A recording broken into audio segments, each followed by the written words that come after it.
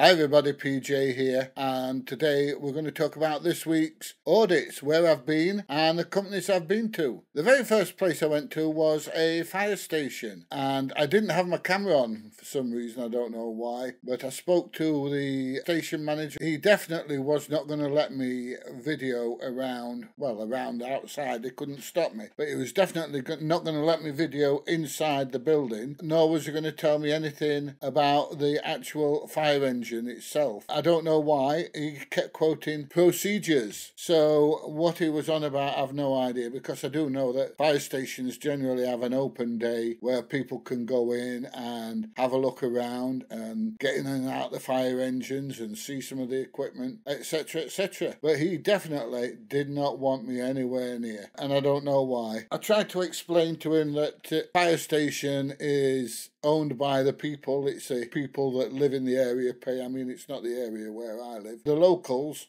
pay for that fire engine and pay for that fire station and pay his wages, and he just would not give me any information about it. And I don't know why his attitude was like that. The next place I went to was an Amazon Flex. This Amazon Flex was quite interesting, really. I spoke to some people that was outside having a puff on the old cancer stick, and they were telling me that it's not the normal Amazon Flex. Now, whether this is true or not, I don't know. These people are obviously full-time staff, and they a contract to deliver products for Amazon. What they do is they hire drivers themselves, but the drivers are self-employed. They supply them with the vehicle and they go out and do deliveries. Some Amazon Flex, I had a delivery from an Amazon Flex yesterday, and the lady that did the delivery was in her own car. It seems wherever you go, they're all slightly different. But this chap was very interesting. He was telling me all about it, about the GPS tracking and all sorts of things like that. So it's a really good video to watch, and I do hope you enjoy it when you get a chance to watch it. The next place I went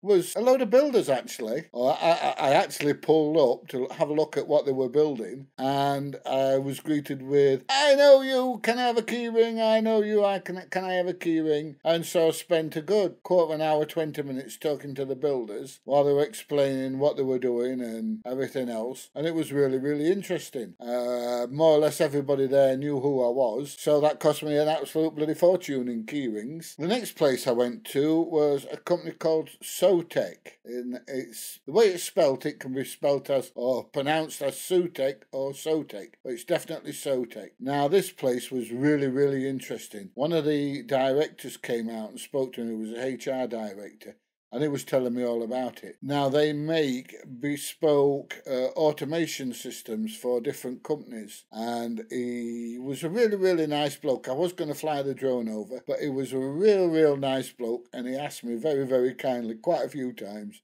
not to fly the drone over.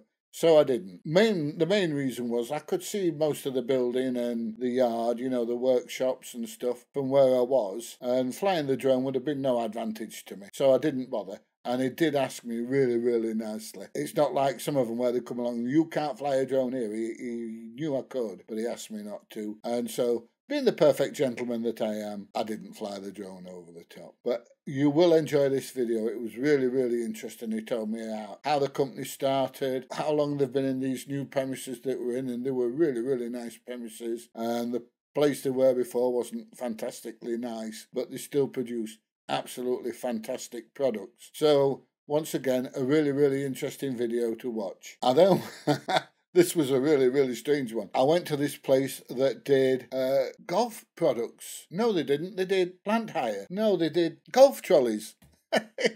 It was weird. You know, one side of the building was doing golf trolleys, electric golf trolleys, and the other side was doing the big heavy plant, the 360s and the earth moving stuff, all that kind of stuff. And it was just a bit weird to see them both at the same company, if you know what I mean. But everybody was really pleasant there. They told me about the company and what they did and everything else. So there goes my phone again.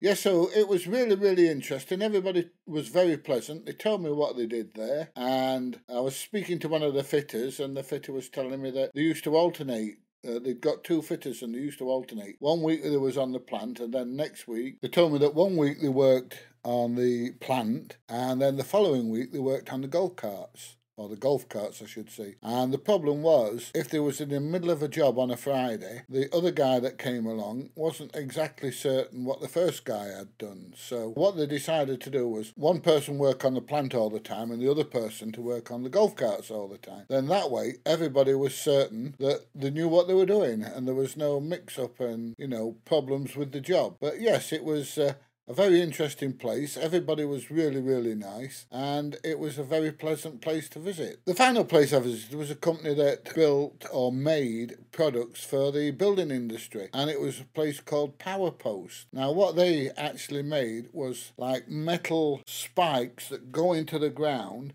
and then you stick your fence post in this like box that's there on top of the spike, so that you don't have to dig a great big hole to put your fence post in. You just knock this metal spike in and then drop your post into this box. And obviously we're different size boxes for different size hang on, I'll put my teeth back in. Different size fence posts. Now imagine once the wooden fence post goes in, you either nail it in or screw it in to make sure it's tight and it doesn't rattle. But that's what they made. That was interesting as well. You could hear the machines going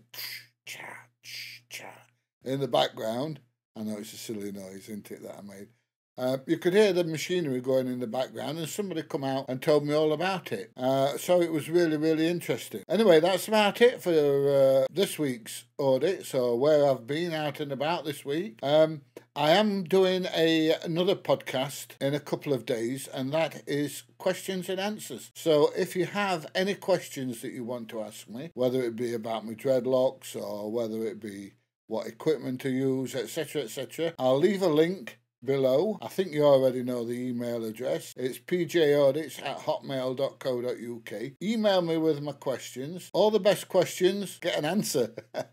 Hopefully. If you want to know how much money I've got in the bank, that's dead easy, very little. It's called children and grandchildren. If you've got those, you've never got anything.